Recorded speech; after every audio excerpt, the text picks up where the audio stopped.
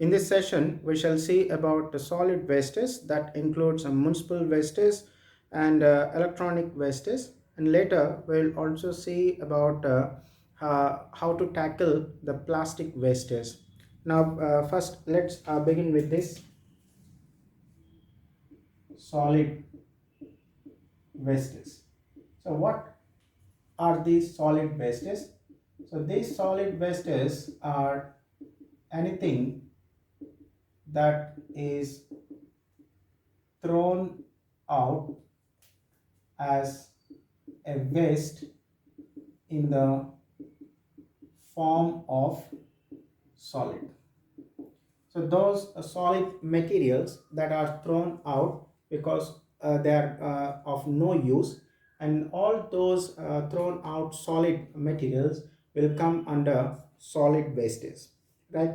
And right, these solid wastes, right, which will be categorizing into municipal solid wastes and e-wastes, so which means electronic wastes, right?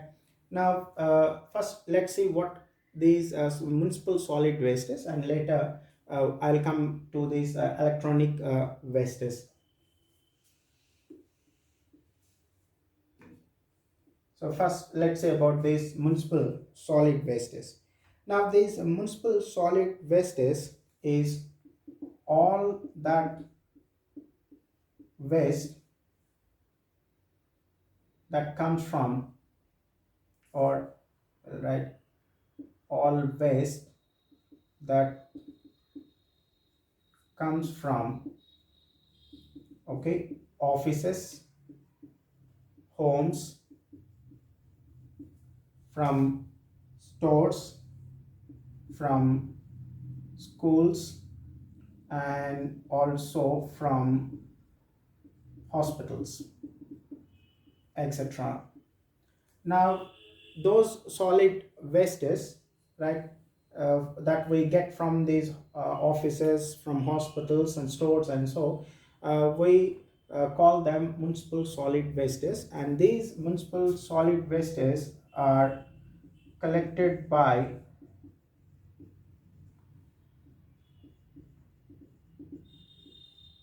right municipal people. So here usually in towns, in cities and metros will have municipal corporations, and those municipal corporations will be having some people working under, and those people are responsible to keep the cities, right, or the towns and metros clean. So they will be collecting all these wastes from houses, right, okay, and they are going to take these wastes away from the cities or the towns, and they are going to dump somewhere else. And right, means they will be always trying to keep the cities, towns and metros neat and tidy. Now the point is that, so what are those solid wastes that we get from these locations? So here, right, so those wastes will include paper, then food wastes, then glass materials, then plastics, then rubber, right, leather, then metals, textiles, etc. So here all these are different solid wastes that we get from these, okay, home, schools, hospitals, and from, okay, offices, right? So there are paper, food wastes you may get, and glass materials, okay, and plastics, textiles, metals. Now these have to be properly disposed. Now, so what they are going to do after collecting these wastes, as I told you, they are going to take away from that city, right, or from the town, okay, and they are going to dump somewhere else. So here let's see, and those places where they are dumped, they will be dumping these materials. We call them open dumping grounds. So here they are going to, okay, so here throw these materials. So these are all the waste materials that they have been thrown, okay, and they will be right. So you can see they form different piles. You can see all these are, okay, solid wastes, and they are left out, okay, for decomposition or whatever. And here in some cases what we do, okay, we will be burning them, okay. So in the open dumping grounds, after dumping, we like to burn them. So here these solid wastes are burned. Now problem is that these solid wastes will not burn completely. So usually after lighting up the, okay, fire, they will be going away. They will not check that whether these right solid wastes have been completely burned. So here burning is the only way to reduce the volume of solid wastes, right?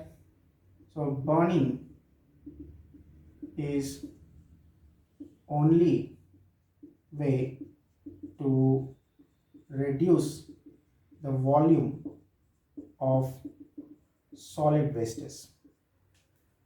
Okay, so for that purpose, they will be, okay, right, burning these solid wastes. And what happens, as I told, that these solid wastes will not be burned completely, right?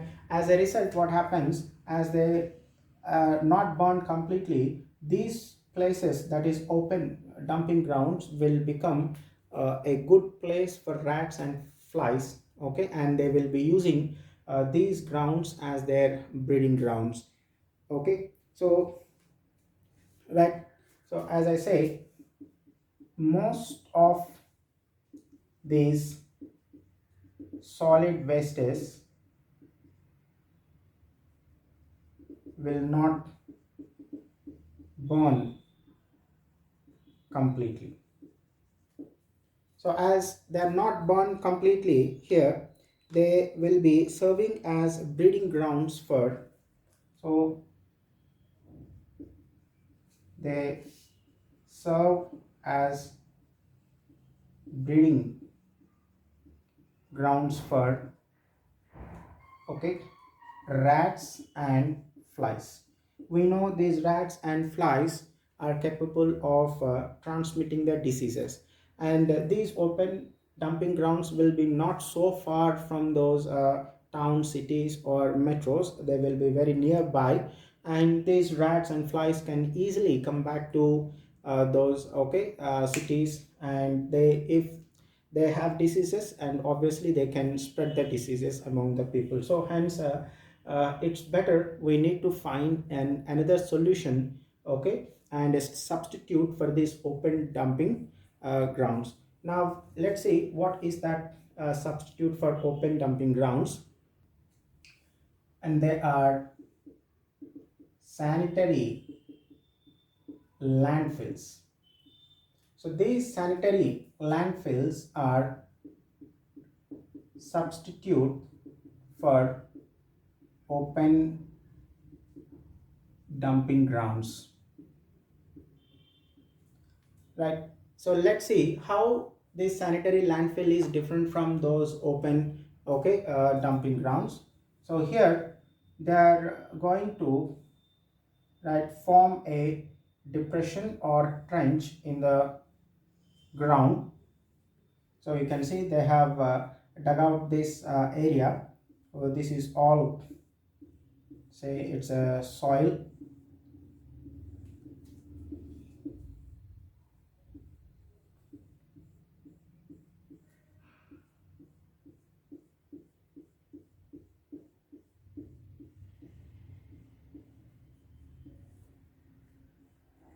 Okay, so this is,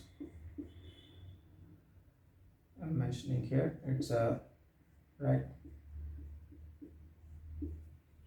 right, soil.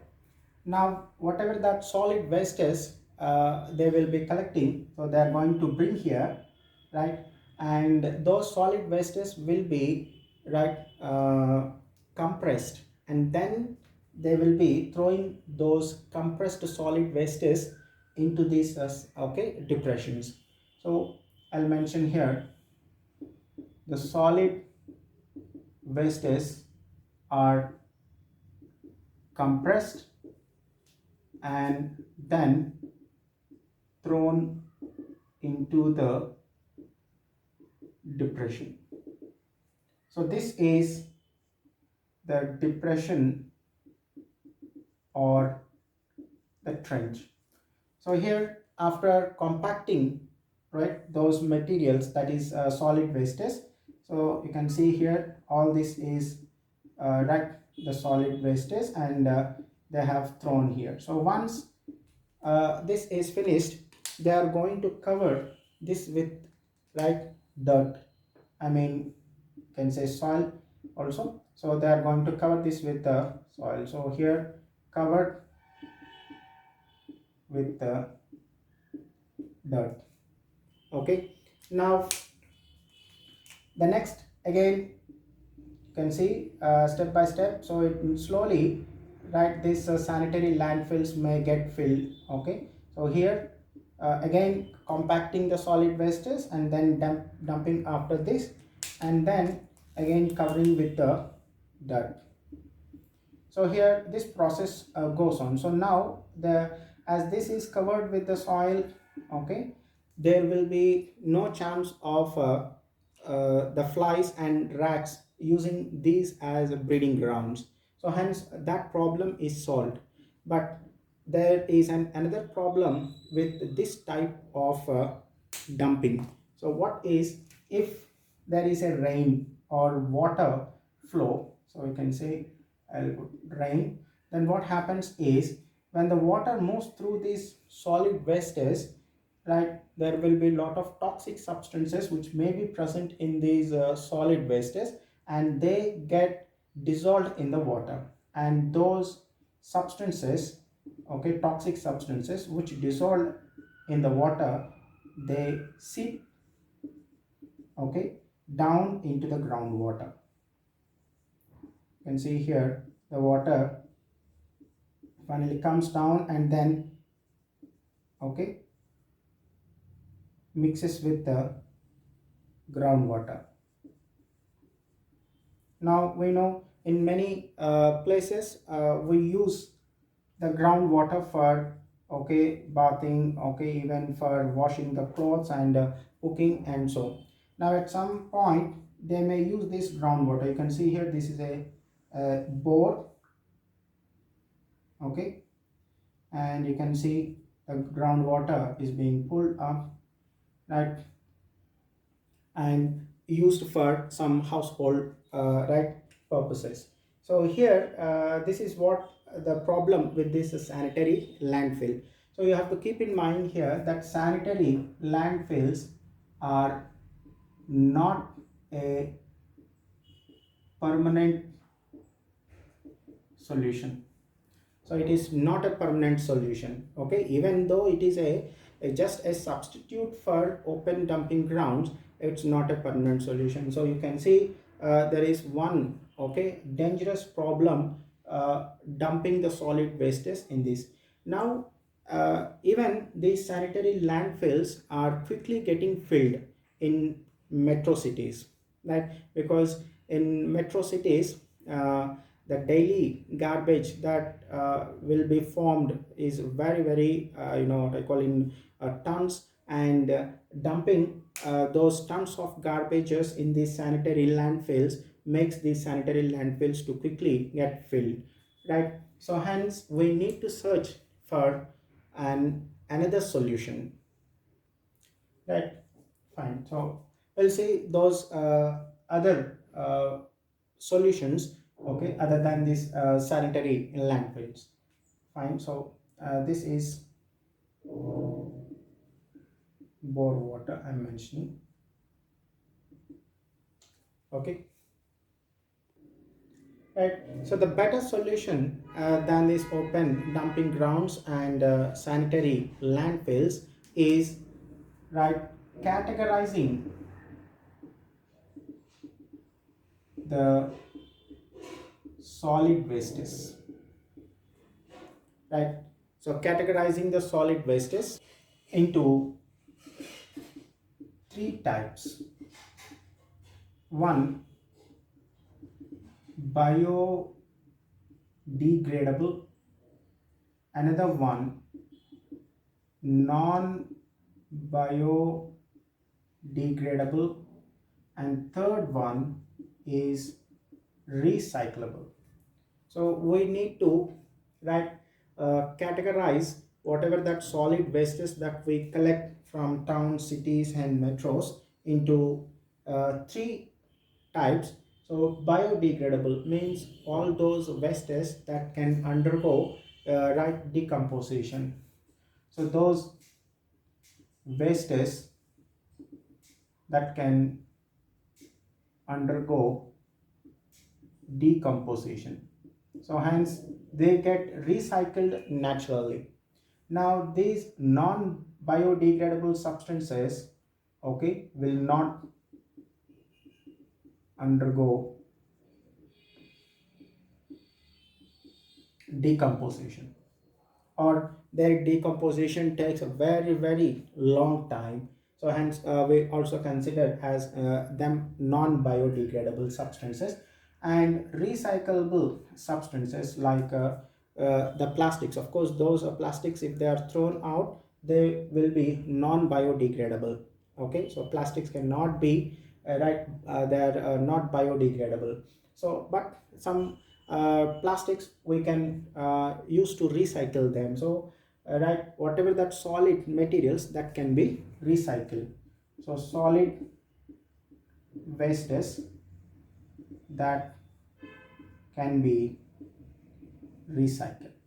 So into these three categories we need to do it. So there is no problem with the biodegradable and no problem with the recyclable, because we will be recycling it and we will prevent the environmental pollution. But what the problem is with this non biodegradable, so these are the one which actually cause environmental pollution, and we need to tackle this non biodegradable solid wastes. Separating these solid wastes into these categories is actually done by, right, people like kabadi walas and rag pickers. Okay, so kabadi wala is a dealer who will be purchasing all those what I call materials that will be collected by the rag pickers. You might have seen some people, adults and even children also carrying some bags on the back in railway stations and bus stations, and are in search of, even sometimes on the roadsides you may be seeing those people, okay, in groups together or alone, right? And they will be picking up some, they will be looking for some, okay, materials. Usually those are the materials that can be recycled, so they are looking for the materials that are that can be recycled, especially those plastic water bottles and so on. So they will be collecting them, and then those people, we call them rag pickers, and these people will come and sell, okay, to these kabadi walas. So he is a, okay, those waste material dealer, and he will purchase those materials, and then he will finally send those materials for recycling process, right? So that's kabadi walas are the scrap or the junk dealer, right? And these two, okay, kinds of people help in separation of wastes and help in, okay, preventing this environmental pollution. So these biodegradable materials, they are going to put in deep pits for decomposition, and these recyclable materials will be sent for recycling, and only the problem comes with this, okay, non biodegradable. Let's say a few things about that non biodegradable wastes, right? So this non biodegradable wastes will include like these poly bags which we use for packing the milk, okay, like in case of milk, okay, packing, and so many in cases we will use, right, these right, poly bags for packing them. Then materials like polystyrene.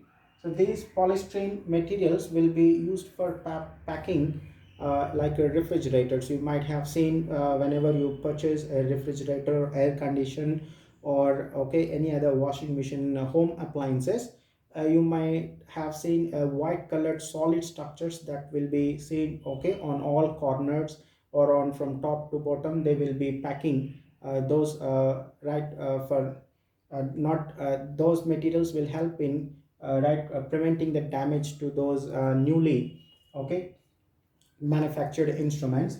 So these polyesterines that's used for, okay, packing home appliances, right? Then polythene bags that we use for carrying vegetables, or okay, or groceries, etc. So these are the materials which we consider them as non-biodegradable wastes. Okay, right. Now instead of using all this, right, many state governments have actually banned using these polythene bags, but yet the manufacturing of the polythene bags not stopped. So we say that if buying stops, then selling stops. So first the customers have to stop asking about these polythene bags. Instead, those people who go for shopping or buying the vegetables and all, they must carry, okay, some natural fiber carry bags. So instead of these polythene bags, we need to carry, okay, fiber carry bags. Okay, so instead of this, instead one can carry natural fiber carry bag. So always they have to keep with them, I mean whenever they go for shopping, okay, or for buying vegetables and so that they will not ask about these polythene bags. So most of the people now almost they completely habituated to go for purchasing the vegetables or groceries with bare hand, and then after purchasing they ask for these polythene bags and bring home all those, okay, and once they take home, so these polythene bags will of be no use, they will be throwing out. And now these polythene bags that have been thrown out into the drainages and all, some of them have went down into underground drainages and blocked and created havoc in right big cities, like in, I mean, metro cities too. Okay, so hence it is good to always use a fiber carrying carry bag. Right now, even hospitals produce hazardous wastes. So, from hospitals, we get very dangerous waste materials. Okay, and these wastes can contain disinfectants, and many other harmful chemicals. So that can cause a severe health problems in human beings. So hence, whatever that these waste materials that come from the hospitals, they must be carefully treated and disposed. So otherwise, it can create a lot of problems. So here, one should not throw those wastes from the hospitals just on the roadside. So instead, they should be carefully disposed of by packing them and then taking them away from the town or cities and all, and dumping them deep in the pits and so, or else one can use, right, something called incinerators. So use of incinerators. So here these incinerators are machines that will burn the solid wastes generated in hospitals. So incinerators are used to burn the solid wastes, and these incinerators are very important in hospitals. So hospitals must use these incinerators to remove these solid wastes instead of dumping them outside, or on the roadside, or even away from the town or city also can create a problem. So for that reason, they should be completely burned. Now coming to e-wastes. So as I said, these are electronic wastes, and nowadays their volume is also increasing like anything. So because in every home, in everywhere, you will see using the laptops, desktops, and printers, right, and mobile phones. You know how it has become, right, and people who like to change these mobiles or laptops every month, even every day sometimes, if much fond of those mobile phones nowadays, right. Now once these electronic goods, if they cannot be repaired, so they should be thrown off. Now all those computers and electronic goods, all those okay computers or electronic goods that cannot be repaired, so that cannot be repaired, right, will be considered as the e-wastes. So all those electronic goods that cannot be repaired, we need to call them electronic wastes. These electronic wastes, their production is very high in developed countries. So e-waste production is very high in developed countries.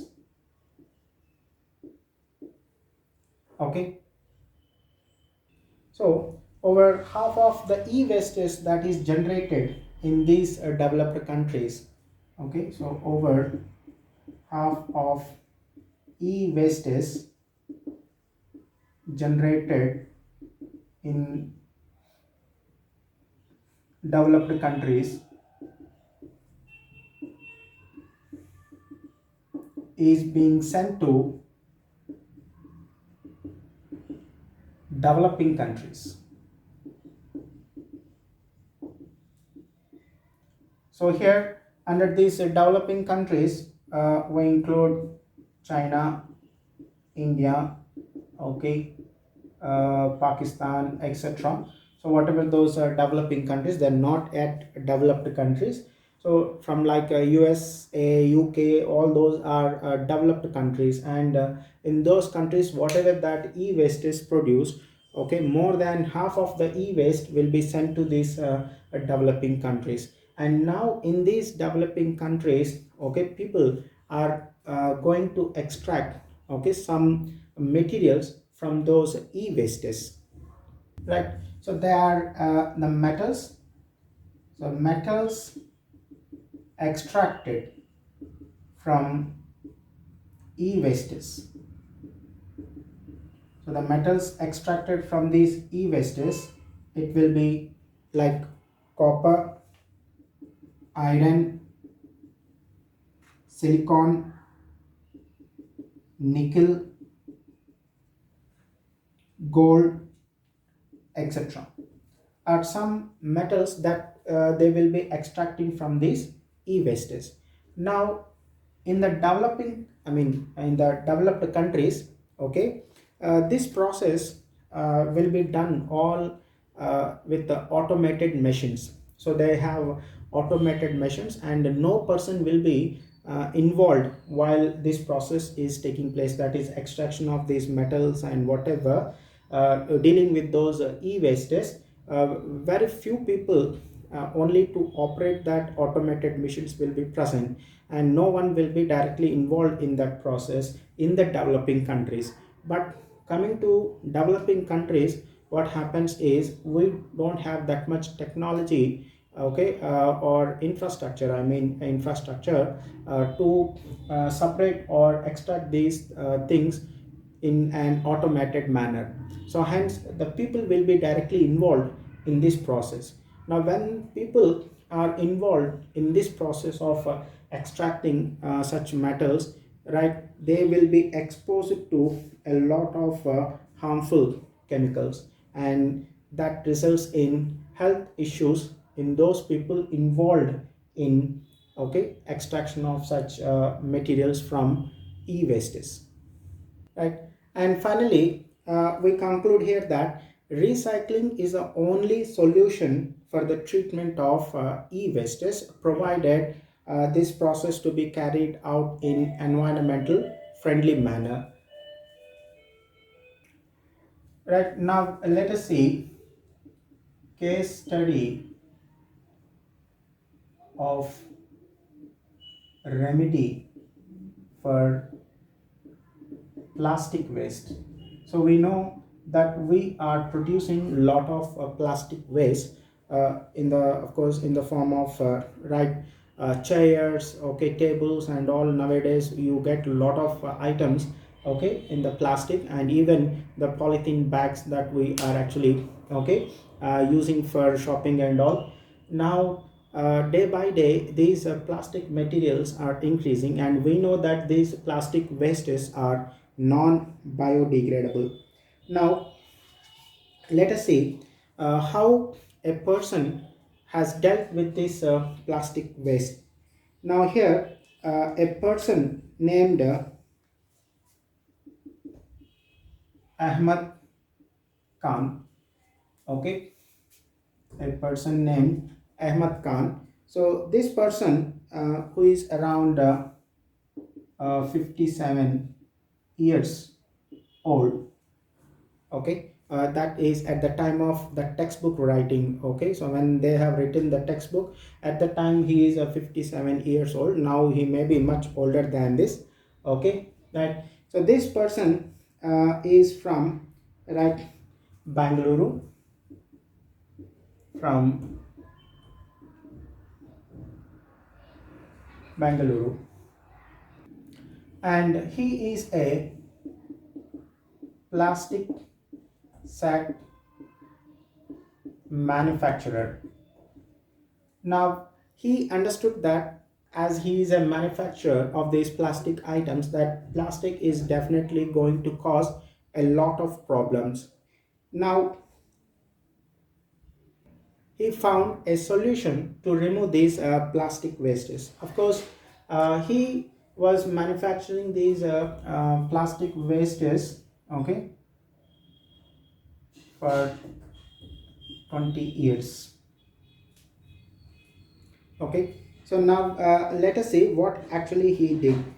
Now what he did is, by using this plastic waste, so from the plastic waste, he produced something called poly blend. So he produced a material what he calls polyblend. So it's a fine powder of recycled modified plastic. So it is a fine powder of recycled modified plastic. I mean fine powder of recycled modified plastic. So that's a polyblind what Ahmed Khan has produced. Now this person right with this people from engineering college, that is RV College of Engineering and Bangalore City Corporation, he proved that when this polyblind is mixed with the bitumen, it can increase the lifespan of the roads. So that is polyblind plus bitumen. So this bitumen is nothing but asphalt, okay, and then of course that black one which we use it for laying the roads, and this polyplank that is manufactured from the plastic. So it's a fine powder of recycled modified plastic, and they mixed with this bitumen, and now, okay, so when they have mixed this, it enhanced the water repellent property of bitumen, and this he proved with the right, and he proved with the RV College of Engineering, so located in Bangalore, and also with the Bangalore City Corporation, and with the people of Bangalore City, okay, Corporation, he proved that this bitumen will get enhancement properties when added with the polyblend. Okay, I will write this here.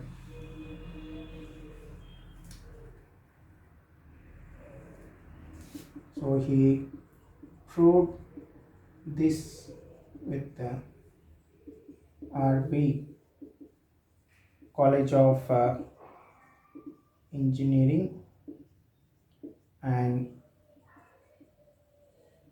Bangalore City Corporation, and this increases road life by a factor of 3. Now before this innovation, right, the rack pickers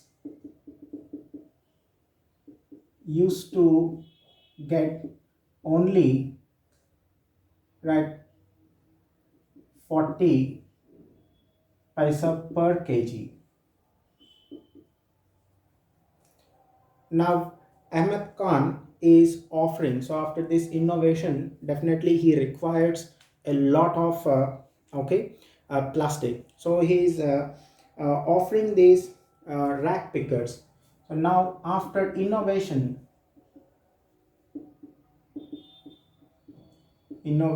of polyblend, right, Khan is offering 6 rupees per kg of those plastic okay materials.